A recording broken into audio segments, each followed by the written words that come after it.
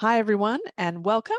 I'm Michele Cobb, the publisher of AudioFile Magazine, and I have a very haunting webinar for you today. We're here to talk about Dracula, and we will actually be hearing Dracula on the AudioFile Audiobook Break podcast, and it'll come just in time for all those tricks and treats. And I am so pleased that we have two guests with us today who will be talking about Dracula and even a little bit of reading from Dracula. So I'll kick off by thanking our sponsor, Dreamscape. And Dreamscape works with Gildart, and you'll learn a little bit more as we get into his bio. All right, so my first guest is Gildart Jackson. He is a Beverly Hills entertainment lawyer turned actor. That's a very odd transition, I have to say. You may know him best as Giles the Butler, the host of ABC's reality competition series Who Done It. His favorite movie role is the critically acclaimed feature film You, directed by his wife, Melora Hardin, from Transparent, The Office, and my favorite, The Bold Type. Gildart has narrated over 300 audiobooks and won multiple awards. And since the start of the COVID-19 lockdown, he's been offering free daily fireside readings of classic books on Instagram and YouTube. Very simply, he sits in front of his fire and he reads Dickens, Conan Doyle, etc., the whole book. And of course, we get the all the way through version unabridged. His entire family actually works on the fireside reading. So he reads, Melora directs, Rory draws the illustrations, Piper writes and performs the songs, and it's really just a family affair. Welcome, Gildart. Thank you. Thank you so much. And next up, we have Matt Kirkland, who designs new tools for the web at Brand New Box and spends his free time dreaming up ridiculous literature-themed side projects. So you may have seen his dumb cuneiform. Did I get that right? Yes, absolutely. That's a tough one for me. That's the service that sends you a custom clay tablet based on your dumb tweets, or the internet's biggest book club, Dracula Daily, or the collector's editions of the Charles Williams Library he published. And he's a little bit obsessed with Moby Dick, Presenter John, and serialized drawing projects. He spends his free time reading books old enough to be your great-grandfather, redesigning things that don't need to be redesigned, and playing outside. Welcome, Matt. Thank you. Excited to be here. Excellent. So if you are watching this now, you're probably watching it on AudioFile's YouTube channel, but it's a great way to get introduced to a lot of things that are happening with audiobooks. If you go to youtube.com/c/AudioFile Magazine, and that's AudioFile with an F. And of course, you may know AudioFile through our two podcasts, Behind the Mic, which is our daily review podcast, and Audiobook Break, where we serialize an audiobook. And in fact, that's what we're going to do with Dracula. All right. I'm going to turn things over to our actor and lawyer amongst us, Gildart Jackson, who is going to read from Dracula. Take it away, Gildart. This is from Chapter 2, Jonathan Harker's Journal, on May the 5th. I heard a heavy step approaching behind the great door and saw through the chinks the gleam of a coming light. Then there was the sound of rattling chains and the clanking of massive bolts drawn back. A key was turned with the loud grating noise of long disuse, and the great door swung back. Within stood a tall, old man, clean-shaven save for a long white moustache, and clad in black from head to foot, without a single speck of color about him anywhere. He held in his hand an antique silver lamp in which the flame burned without a chimney or globe of any kind, throwing long, quivering shadows as it flickered in the draught of the open door. The old man motioned me with his right hand, and with a courtly gesture, saying in excellent English, but with a strange intonation, Welcome to my house. Enter freely and of your own free will. He made no motion of stepping to me, but stood like a statue, as though his gesture of welcome had fixed him into stone. The instant, however, that I had stepped over the threshold, he moved impulsively forward and, holding out his hand, grasped mine with a strength which made me wince, an effect which was not lessened by the fact that it seemed cold as ice, more like the hand of a dead than a living man. Again, he said, welcome to my house. Enter freely, go safely, and leave something of the happiness you bring. The strength of the handshake was so much akin to that which I had noticed in the driver, whose face I had not seen, that for a moment I doubted if it were not the same person to whom I was speaking. So to make sure, I said interrogatively, Count Dracula? He bowed in a courtly way as he replied, I am Dracula, and I bid you welcome, Mr. Harker, to my house. Come in. The night air is chill, and you must need to eat and rest. I'm nervous now. I couldn't help melting it, I'm afraid. I'm sorry. That's so wonderful. Yeah. So I'm curious, how did you actually first discover the story of Dracula, and what drew you into it, other than the being able to have that accent and invite people in? Well, I think the first, I've seen many Dracula movies. Who hasn't? Bela Lugosi. Strangely, when I was a lawyer, we represented Bela Lugosi's estate for a very somewhat famous case. My boss did the work, but so it's a sort of pivotal legal case concerning the rights of the actor. But I then got Dreamscape asked me to do a version of Dracula, which I did several years ago, and they did a sort of two-for horror, a combination of Dracula and Frankenstein. And I read them both, and this may be heretical, but Frankenstein has this aura of being a terribly important book, and I thought Dracula was just streets ahead from the point of view. It's just such a fantastic book. It is so filled with it's almost, I mean, it's like a movie. It's written like a movie, and it jumps around, as Matt knows. I mean, and I love your idea, by the way, Matt, of the way you're presenting it.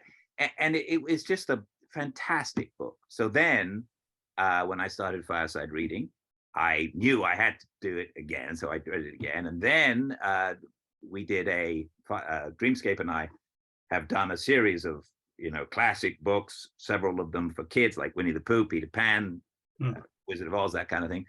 And there were a few that I really wanted to do. We had to abridge it a little bit,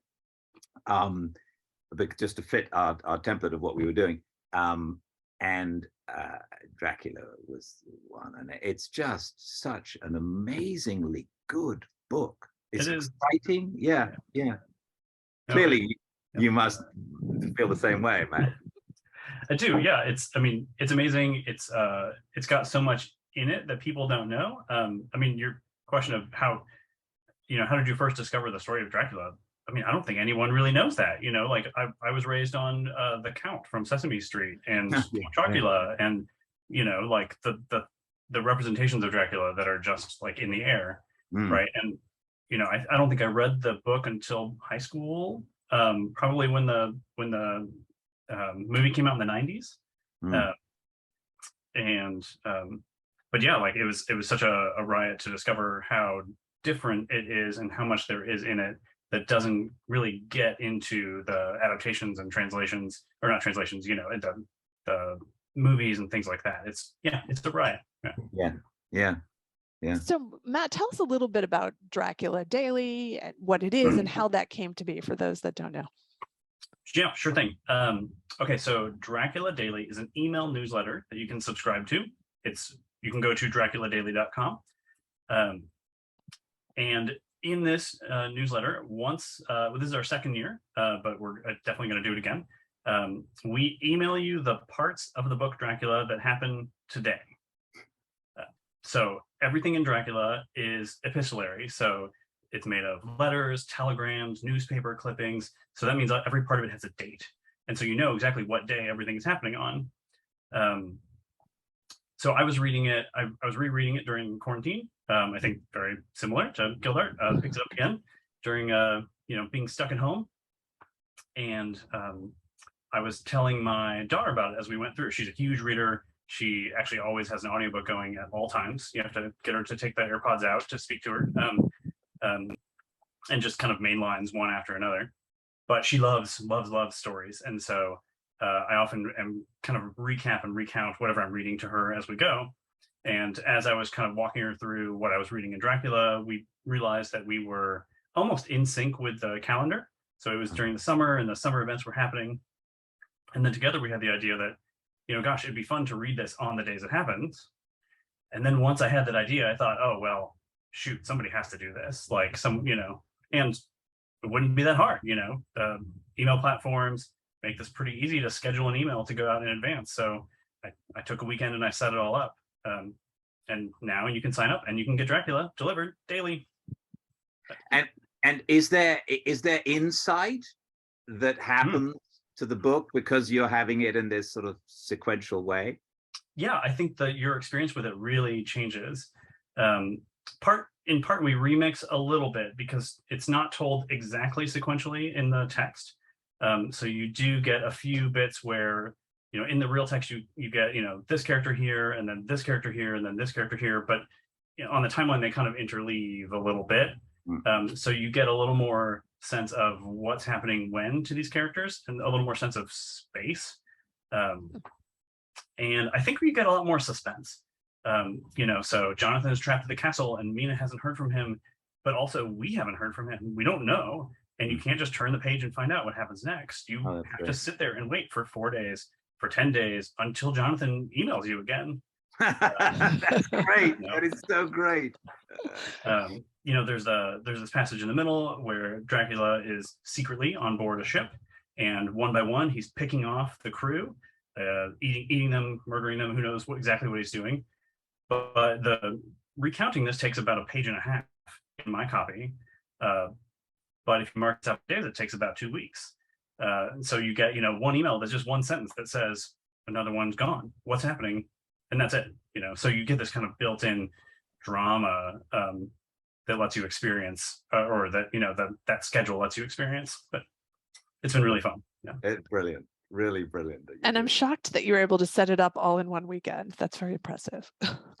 I mean, I have a software development company. I have some tech tools, but really, it's a lot of copy and paste. And Substack makes it easy to schedule an email in advance. So, well, there you go. It's easy.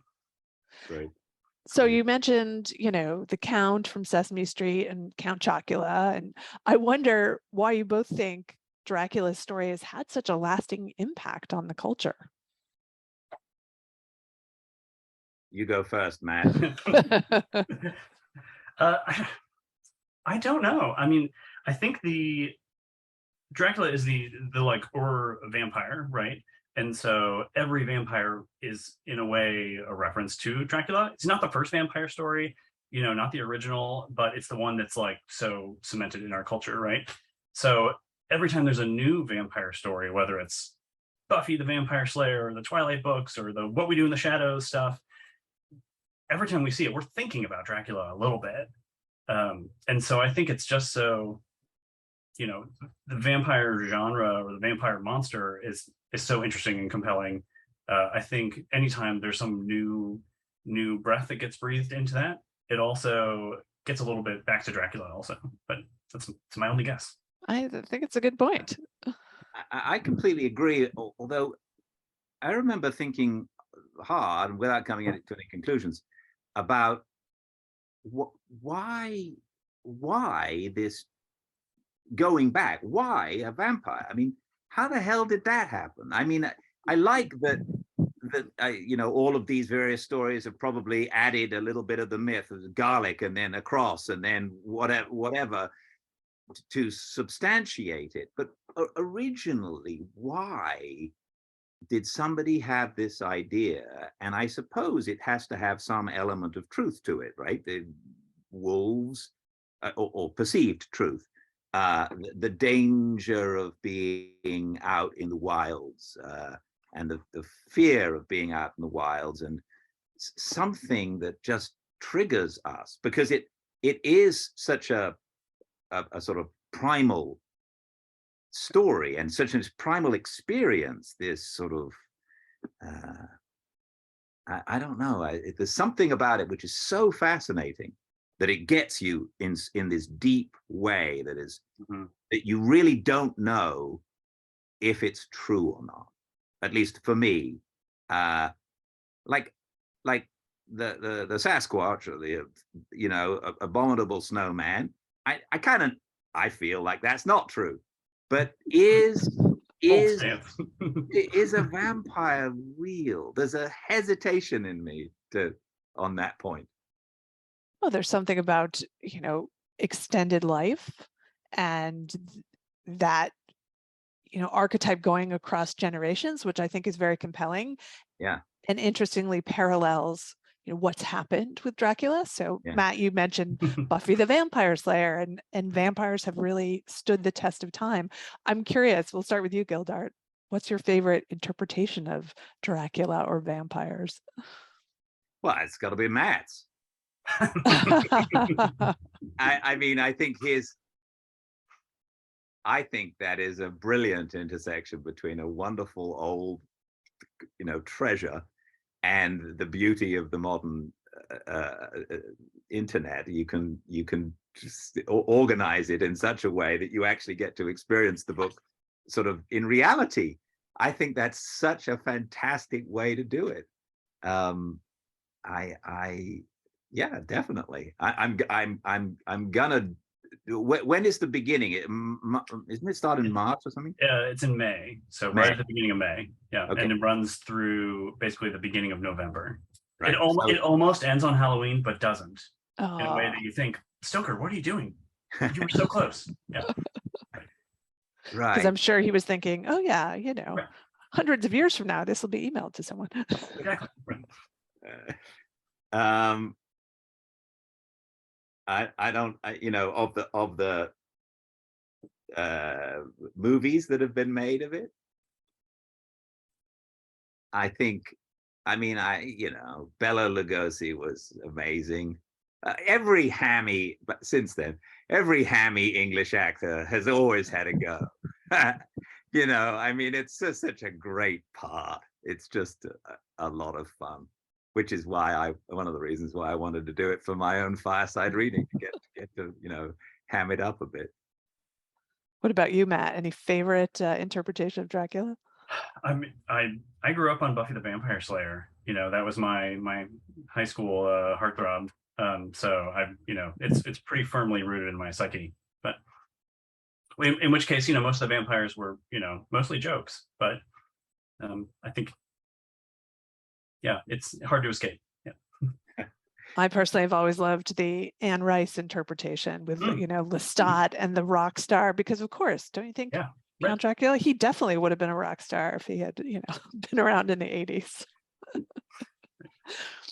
So I'm curious, you know, Gildart, what are some of the surprising ways that your audience has engaged with your particular presentation of Dracula?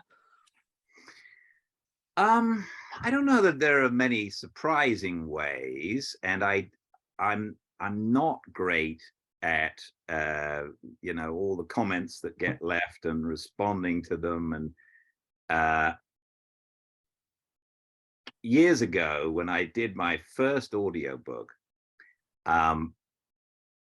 it got up on some platform, and there were a bunch of people saying very nice things about it. And then I came across somebody who said, this guy is the worst audiobook narrator ever. He can't even do an English accent. And it was so strange. I mean, actors are, for some reason, the only thing I remember about all of those comments was that particular one. So it taught me early on not to read my read the comments. Yeah, and comments are kind of that. It's like with all of my fireside readings, I love the ability now, because of Instagram, I read daily at 5 every day, and we did Moby Dick. I gather you're a fan of that book, which is just amazing as well, in a completely different way, but it's similar. You know, it's a series of wonderful sort of knowledge that you get given, but it's just to give to people the opportunity to be entertained with these wonderful old stories, read in a way that you can let the imagination, follow them. So that's what I like about doing it. I don't really know if people enjoy it, but I keep on doing it. Well, we're about to find out when we play it on Audiobook Break. We'll have to tell you what comments we get for you. There Okay, you go. Good. We can filter them for you. Yes. What about you, Matt? You're dealing with Dracula in such a different way. Yeah, and there's been an incredible response this year. I'm not bringing a lot of interpretation or much to this besides the reordering it. I write a snarky subject line for each day that you get. But this got really adopted by people on the internet, and there is this huge blossoming of it's really like a fandom of Dracula that just started this year, and most of the action is on Tumblr, which skews pretty young, but there are tons of jokes and memes, people reblogging it, people writing fan fiction, like slash fiction, like romantic fiction about the characters in Dracula. They probably always were, but there's been kind of this new resurgence. It's been incredible. Actually, Van Helsing was just introduced today on the calendar, and Dracula Daily shot up to #1 on the trending board on Tumblr again today. So it's like a very persistent group of very engaged people that are all reading it together, and it works like a book club where there are 200,000 people that get this email, and not all of them are on Tumblr, but thousands of people get the email, they read through what's happening in Dracula today, and then immediately go to the internet to go make their jokes about it. So it's been astonishing and super fun. Yeah, that is wonderful. Well, we look forward to introducing them to Gildart's interpretation of his very creepy count. Yes. Oh, incidentally, who's your favorite character in the book? I'm the nerdy guy with too many books, so I think I'm a little bit like Dr. Seward, is sort of the one I'm rooting for, but he's kind of a slime ball too, so I hate to say that he's my favorite character. Van Helsing is a riot. Like every time he's on the page, you're like, this guy? Did he really say that? Like, yeah. He's the one that every time he shows up, I'm excited to read more about, for sure. Yeah. What about you, Gildart? I think the same. I think Van Helsing is. Well, I like. Just because I could really, pull out the Palmer to do him, but. Everybody. Wilhelmina is fantastic. She is a brilliant character that I don't think really gets her desserts when in the movies. Certainly the ones that I've seen. She's sort of the thread that, and the way it ends. Well, I won't tell your readers.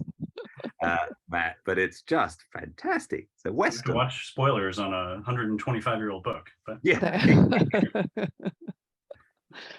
Well, Well, it's really exciting that we're able to introduce new audiences to this through, a complete reinterpretation and retimelining. That's amazing. We've got, Gildart, there you are on Instagram, and with Audiobook Break, we'll be bringing it into your ears several times a week. Yeah. So we so appreciate both of you being here. Thank you very much, and for having a fun afternoon here as we think about Halloween. And thanks, of course, to Dreamscape, our sponsor, and to the AudioFile staff. We look forward to bringing this exciting book directly to your ears. Have a great day. Thank you. Thanks so much. Yeah. Bye.